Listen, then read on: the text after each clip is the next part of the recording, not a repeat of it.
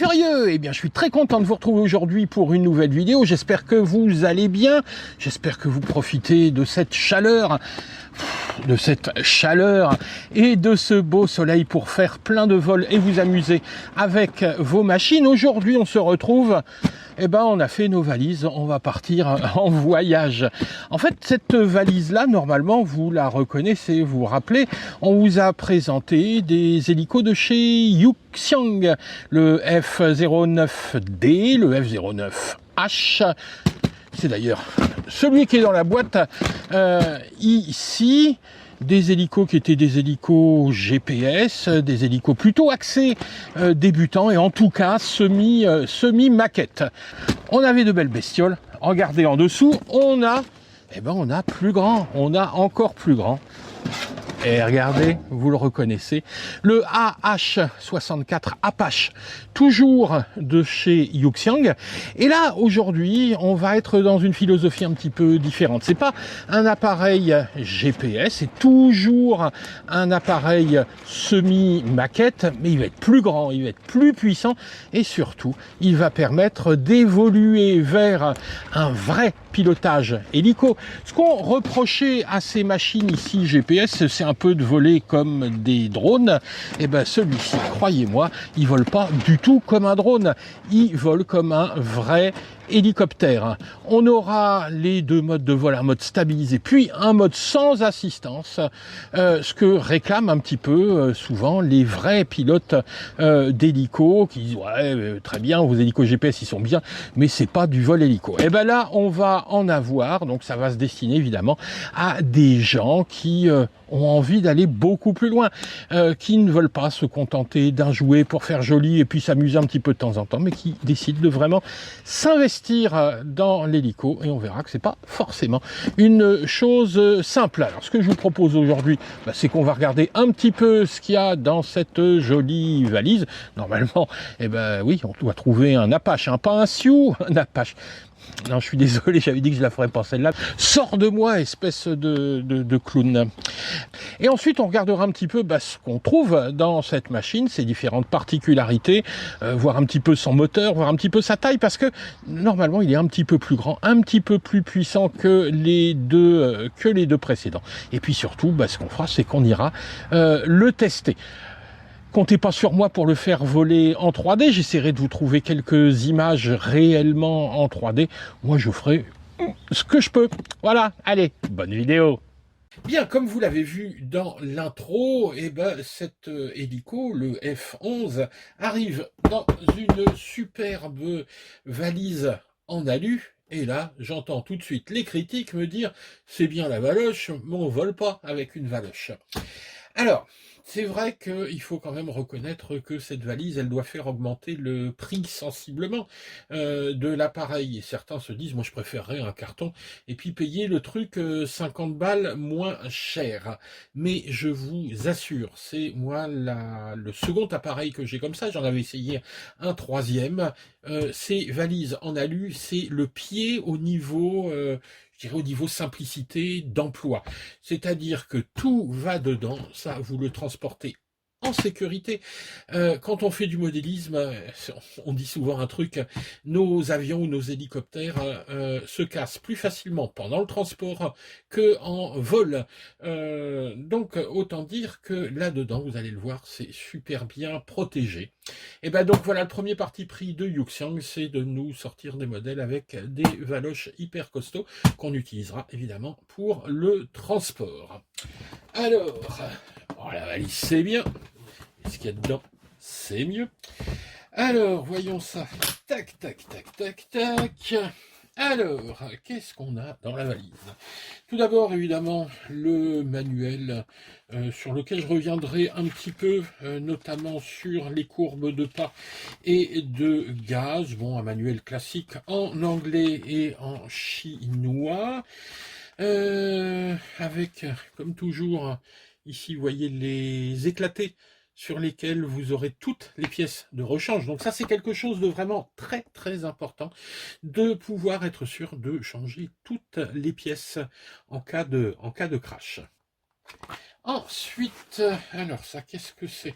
Ah oui, ça c'est plus axé sur la radio. Bah tiens, justement, ici, il nous explique toutes les histoires de courbes, etc.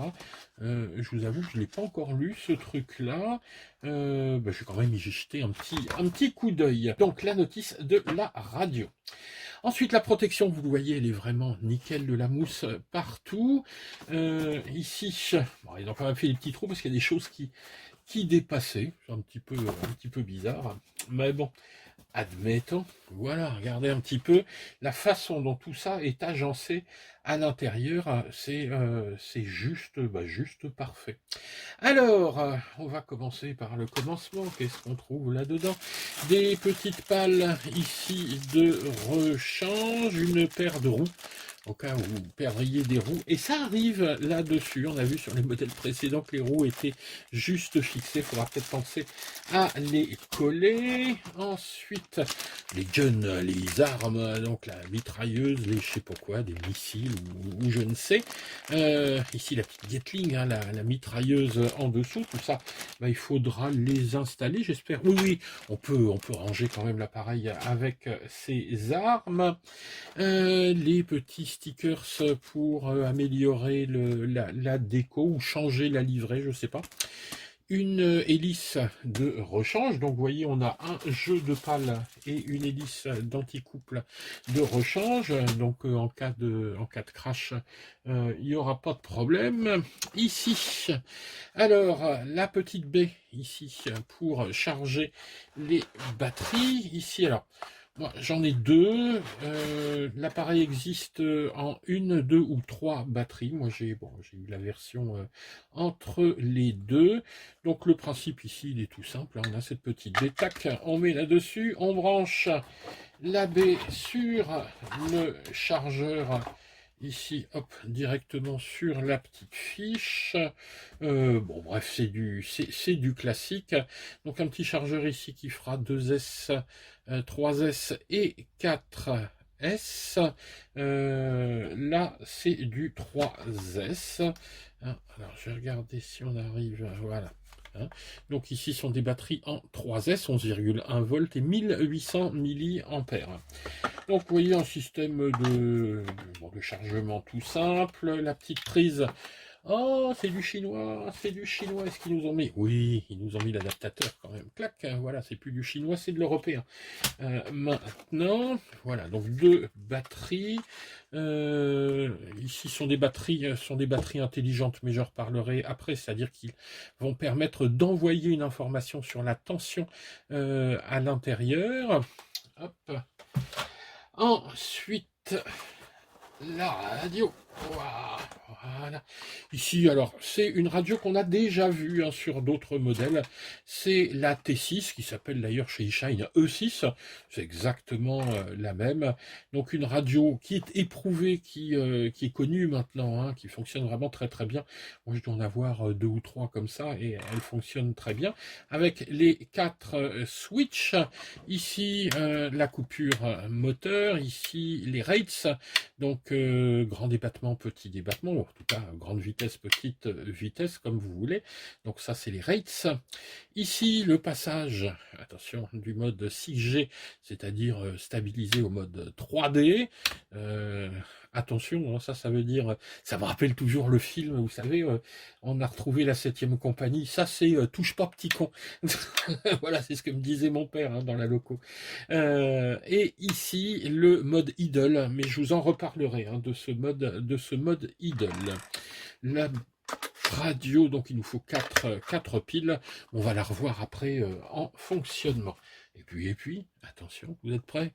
Parce que là, c'est vraiment une belle pièce. Ah, j'ai oublié, voilà, il y a une petite protection là.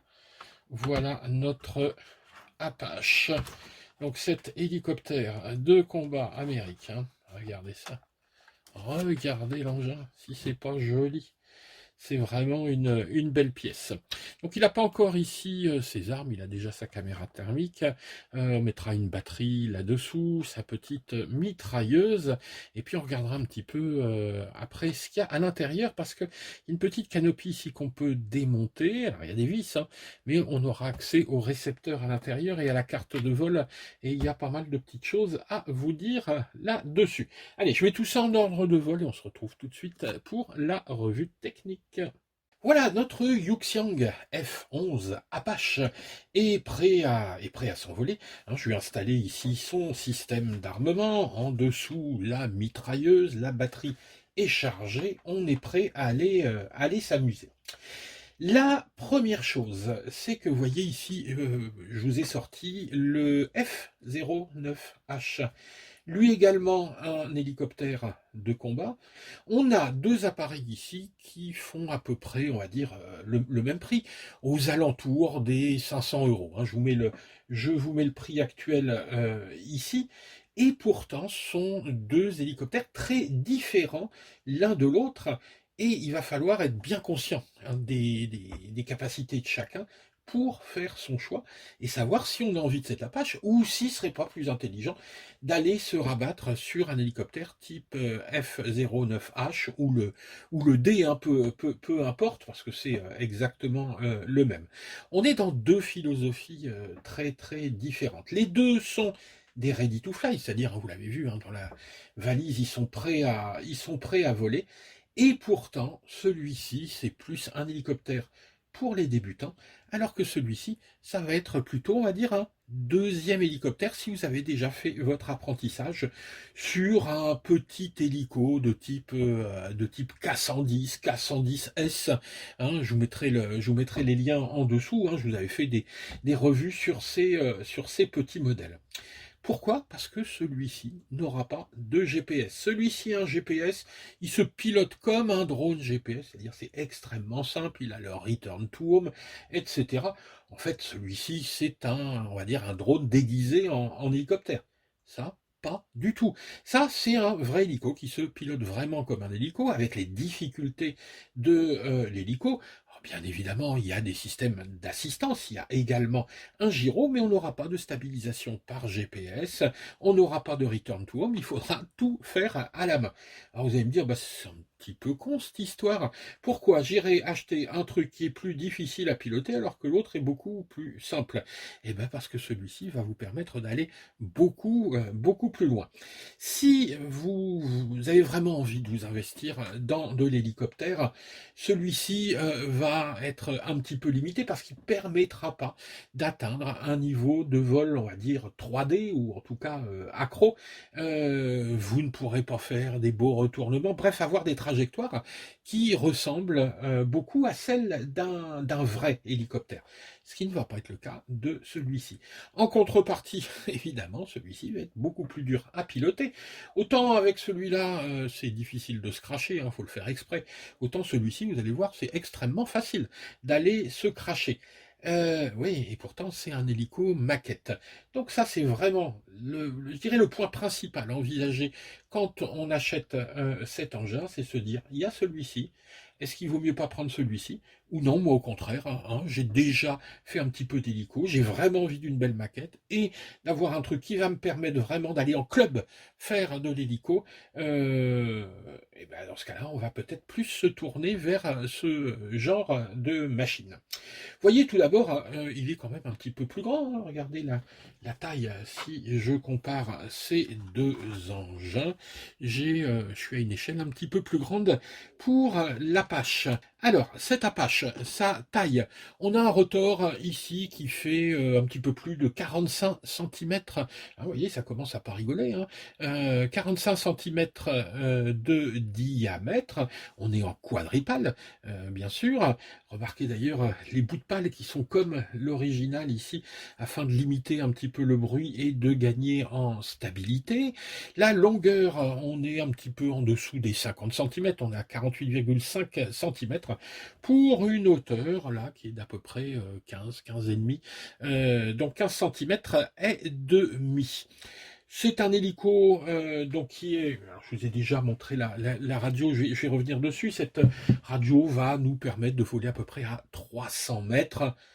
Essayez d'envoyer ça à 300 mètres, je vous garantis, vous ne le voyez plus. Donc, en hélico, un hélico comme ça, 150 mètres, 200 mètres maximum, c'est nettement suffisant. Celle-ci vous garantit 300 mètres. Je pense elle va beaucoup plus loin. Alors, on va parler un petit peu de cet hélico réel. Cette Apache, c'est un hélico, tout d'abord qui est un hélico d'attaque au sol, qui est sorti en 1975. Vous voyez, donc c'était pas hier, mais qui a évolué énormément dans le temps. Au départ, hein, c'était pour la guerre froide, on visait les attaques de chars russes. Hein, c'était ça l'idée. Et puis plusieurs entreprises ont construit cet hélico, le faisant évoluer. La dernière version, hein, depuis 2019, hein, je crois, est construite par Boeing, hein, qui a racheté l'entreprise.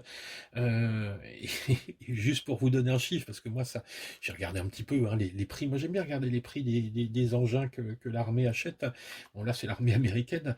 Un hélico comme ça, prêt à voler, ça coûte 125 millions de dollars.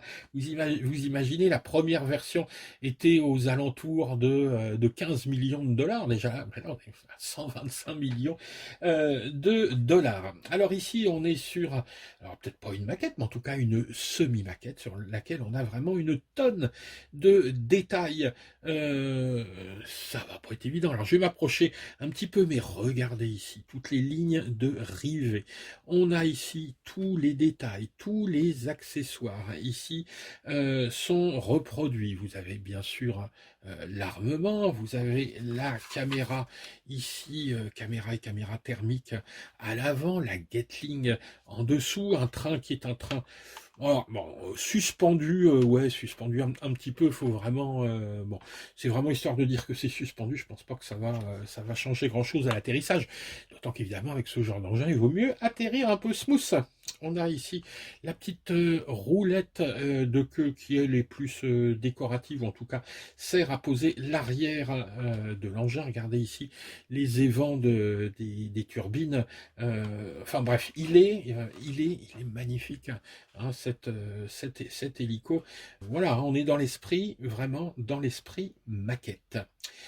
Alors, ensuite, ce que je peux vous montrer, tiens, c'est les petites LED. Hein, on va rester dans l'esthétique, hein, pour l'instant. Hop, ah oui, il faut faire un appui long. Tip, voilà. Donc, alors, des LED, on en a bien sûr, hop, sur les côtés, les LED classiques, vertes à droite, rouge à gauche, ça, hein, je vous ai déjà présenté pas mal de matos comme ça. On n'a pas une blanche, mais on a une rouge à l'arrière. Et puis cette LED clignotante au-dessus qui va vous indiquer le mode dans lequel vous êtes. Si vous êtes en mode stabilisé, elle sera vert. Là, les verts clignotantes, ça veut dire que la radio n'est pas branchée, je ne suis pas bindé. Donc il n'y a pas de danger, il ne va pas se mettre en route. Lorsque ce sera bindé, on aura une LED vert fixe, et quand je passerai en mode non stabilisé, en mode 3D, la LED ici passera au rouge. Donc vous voyez, hein, des petits détails même sur ces LED. En dessous, on a également par LED le niveau de la batterie. Ici elle est chargée, j'ai 4 petites barres. Bon, moi je donne une confiance un petit peu limitée à ces petites barres.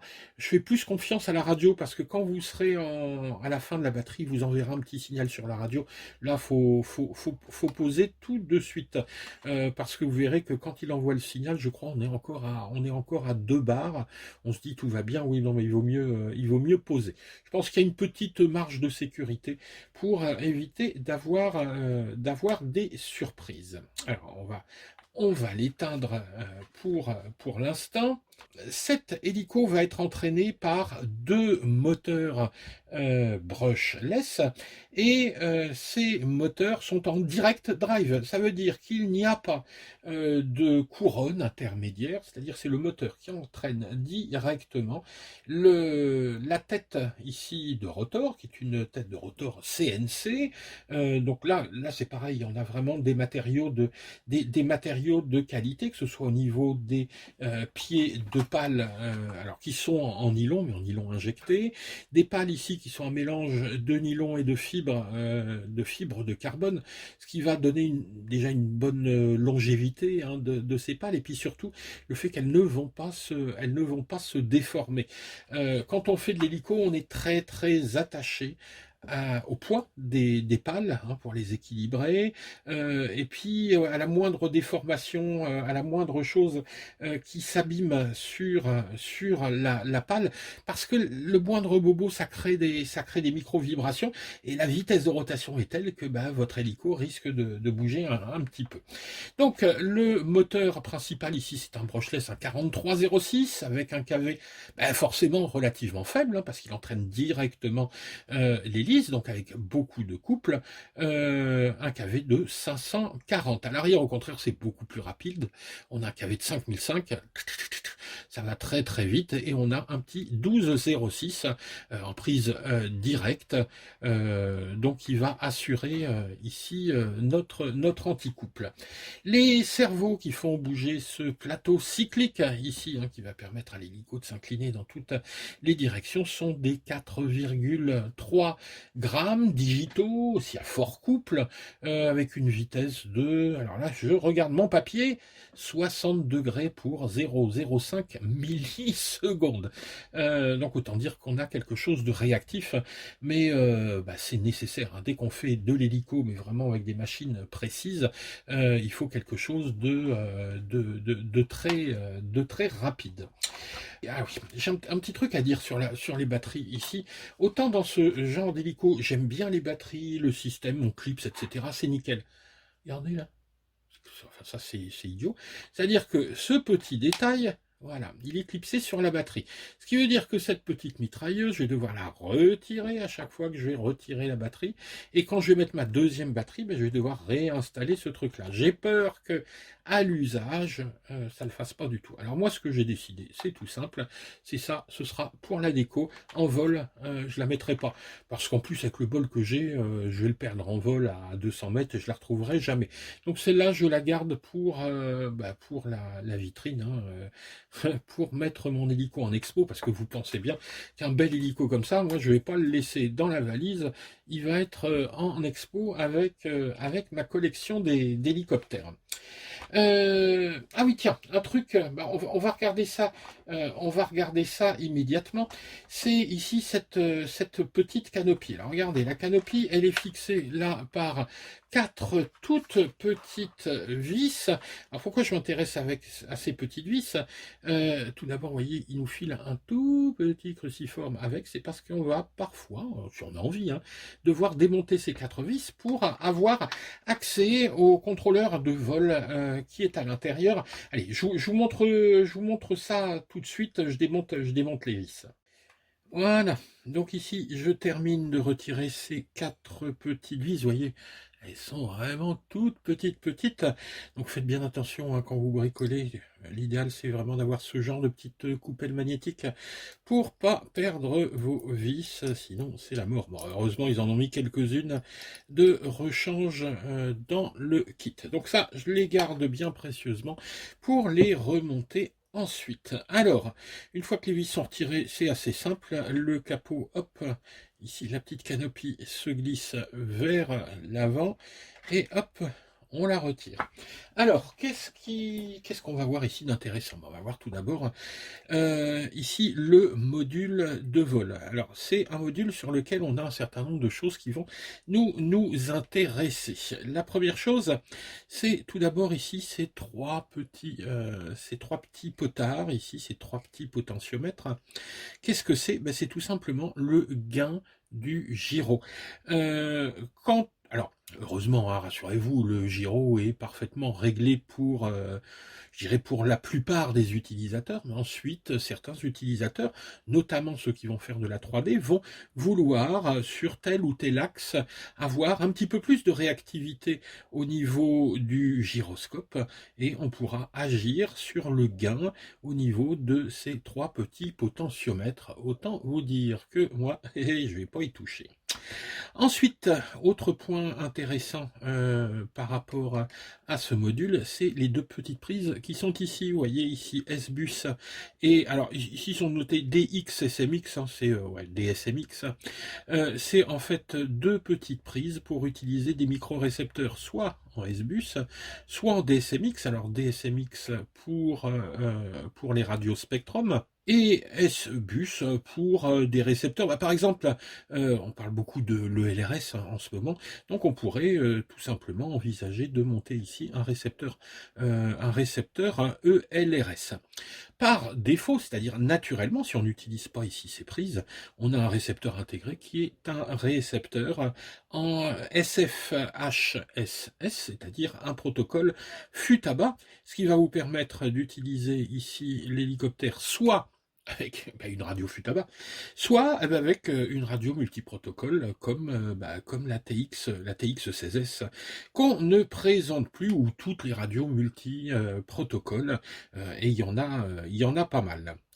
Donc, le récepteur. Enfin, dernière chose, ce petit bouton qui est le bouton de bind. Donc, vous voyez, le bind est très simple, on appuie dessus, on bind au niveau de la radio et basta. C'est terminé. Donc, voilà pour ici ce petit module de vol. Allez, je remonte ça tout de suite. Voilà, donc c'est remonté. On va passer maintenant, hop, à la radio, parce que j'en ai pas encore parlé de cette radio. On l'a vu vite fait dans le unboxing. On va regarder un petit peu les différentes fonctions de cette radio. Donc je vous le disais, cette radio, c'est la T6. Alors c'est une radio qui a quand même pas mal de fonctionnalités. On a les fonctions principales, inversion des commandes. On peut passer du mode 1 au mode 2 en enlevant les petits caches, en serrant et desserrant. Enfin, c'est expliqué dans la notice. On a possibilité de mettre de l'expo. Ça, l'expo, ça va être intéressant. Ça va rendre les commandes un petit peu moins réactives quand on veut faire bouger l'hélico tout doucement. Par défaut, il n'y a pas d'expo sur cet hélico, mais on peut en rajouter. Et puis, on a ces quatre sticks dont je vous ai parlé. Le blocage ici du moteur. Hop, je fais ça. Et puis ensuite, je pourrai lancer mon moteur. Les rates, donc avec des débattements forts, des battements faibles, c'est-à-dire un hélico qui réagit plus ou moins vite. Ce bouton, alors ça, ce bouton et celui-ci vont être extrêmement importants. On va commencer par celui-là, c'est lui qui va décider de l'activité de mon moteur. Première possibilité, si je suis dans cette position-là, mon moteur, quand le stick est en bas, mon moteur est arrêté.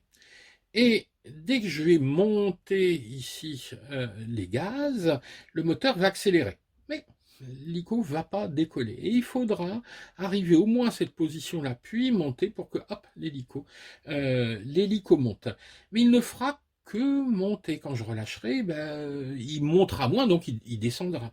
C'est-à-dire que systématiquement, je n'aurai que du pas positif. Il sera tiré vers le haut. Par contre, quand je passe ici dans ce second mode, là, il est important au départ d'avoir mon stick au milieu. Pourquoi? Parce que je vais avoir un ralenti qui va se mettre en place. D'ailleurs, quand je dis un ralenti, c'est l'allure de croisière de ce moteur. Et ensuite, avec ce stick, on agira uniquement sur le pas. Alors, quand je pousserai le stick vers le haut, le pas deviendra positif, l'hélico va monter. Mais quand je vais pousser le stick vers le bas, il ne va pas descendre par gravité, il va être plaqué vers le dessous. Alors vous allez me dire à quoi ça sert. 1, à descendre très très vite. Et 2, imaginons, parce que moi c'est vraiment imaginer, ça je ne sais pas le faire. Hop, on est à l'envers. Et oui, mais si à l'envers je pousse mon stick vers le bas, le pas devient négatif, c'est-à-dire par là, et hop, il monte. C'est-à-dire que je vais pouvoir faire remonter mon hélico sur le dos et en montant, je vais descendre. Donc ça permettra de faire des figures en inversé, en gérant le pas de nos pales. Donc vous voyez, finalement, ce stick ici, ce stick va permettre de contrôler à la fois le régime du moteur et le pas des hélices. C'est pour ça que dans la radio, vous avez un mixage entre le pas et le moteur. On a une courbe ici qu'on va appeler pas throttle, hein, gaz pas, qui va contrôler pour les différentes positions du stick, l'allure du moteur et le pas des pales. Vous avez un petit tableau, tiens je vous le mets là, un petit tableau récapitulatif qui donne toutes les positions. Il y a 5 points dans cette courbe et vous avez donc soit en mode normal, soit en mode 3D avec le régime moteur fixe qu'on appelle Lidl, et Lidl pas le magasin, hein, Lidl, idle, le ralenti. Putain, je dis vraiment des conneries moi. Hein. Excusez-moi, hein, je reprends, je suis sérieux. Donc, deux possibilités. Soit la possibilité d'utiliser ici un régime moteur qu'on va contrôler. Alors, ça change pas grand-chose au niveau du pilotage. Juste une chose, c'est que la plupart d'entre nous, on a le réflexe quand on veut arrêter un truc, on va vers le bas. On n'a pas forcément le réflexe d'appuyer sur la coupure moteur. Or, en hélicoptère, normalement, quelle que soit la position, ici, mon moteur tourne. Et il faut vraiment acquérir très rapidement l'habitude, mais ça vous le ferez en apprenant, hein, hop, à couper le moteur avec l'inter. Et puis ensuite, même si vous êtes en mode stabilisé, hein, voilà, moi j'en suis là, on se met en idle, on a un régime moteur déterminé, et puis ben, on montera et on descendra. Et quand on voudra arrêter, hop, on coupera avec l'inter. Et enfin, le dernier inter ici, c'est le mode 3D. Ça, je vous ferai pas de démonstration, je le redis, parce que je ne sais pas voler. Je sais voler en 3D en FPV, mais pas du tout à vue, et encore moins avec un hélicoptère. Et bah alors ça, c'est un autre monde, mais surtout, bah c'est le fait que l'hélico en soit capable. C'est-à-dire ici, et je le redis, on est sur un vrai hélicoptère. Voilà, donc à peu près tout ce qu'on pouvait raconter sur ce petit Apache. Et donc vous voyez, hein, ce qui est important, c'est de ne pas vous tromper. C'est-à-dire, n'allez pas acheter ça en imaginant que c'est un hélico GPS comme celui-ci. On a quelque chose de plus puissant, de plus grand, avec beaucoup plus de possibilités au niveau pilotage, mais aussi beaucoup plus difficile. Même en mode stabilisé, il n'est pas facile à prendre en main. Et moi, je vous avoue que les essais, je les fais un petit... Bon, pas la peur au ventre, hein, mais je vais y aller tranquillement. Hein, je vais pas faire le zozo, comme je le fais avec mes hélicos GPS, à partir comme un malade. Et puis, non, non, là, on va faire un petit vol tranquille. Donc, je vais essayer de reprendre un petit peu cet engin en main. On va aller le faire voler. Alors, au niveau du vol, je crois pas vous l'avoir dit, on a un temps de vol qui est estimé à une douzaine de minutes. Oh là là là, qu'est-ce qu'il est beau cet engin. Bon, la batterie en dessous se charge. Alors, si vous utilisez le chargeur, c'est faut compter une heure. Hein, de toute façon, c'est comme toutes les batteries, hein, entre une demi-heure et une heure. L'idéal, c'est vraiment une heure. On la laisse charger tranquillement à 1C. Et puis voilà, hein, c'est une batterie de 1800 milliampères. Si vous optez pour cet hélico ou même pour un autre, hein, je vous encourage vraiment à les prendre avec plusieurs batteries. Hein. Celui-ci, c'est... Ah bah, elle n'est pas mise la batterie. Celui-ci, c'est la même chose. Donc, au moins 2 batteries. Et si vous avez le budget plutôt même carrément 3 batteries, vous verrez qu'une fois qu'on est sur le terrain, qu'on a fini la première, on est content d'en avoir une deuxième, mais ben, des fois on peut rester quand même sur sa fin. Voilà, bah écoutez, si la vidéo vous a plu, comme d'habitude, un petit pouce vers le haut, pensez à vous abonner, je vous mets tous les liens vers notre partenaire, et je remercie vraiment Ben de chez RC Going de nous faire confiance et de nous fournir des machines d'exception comme celle-ci pour vous les présenter. Je suis d'autant plus fier, juste un petit point, c'est que RC Going gère pas mal de youtubeurs à travers le monde, mais quand ils achètent un lot, ils n'en ont qu'une seule de machine comme ça. Et celle-là, c'est moi qui l'ai eu. Et les autres, ils n'ont rien eu. Donc je suis assez, bah voilà, hein, on est un petit peu fiers sur la chaîne de, voilà, d'essayer de faire du travail qui vous plaît. Bah écoutez, bah il n'y a plus qu'à se dire au revoir et à bientôt pour de nouvelles aventures. On va voler maintenant. Allez, ciao les gars!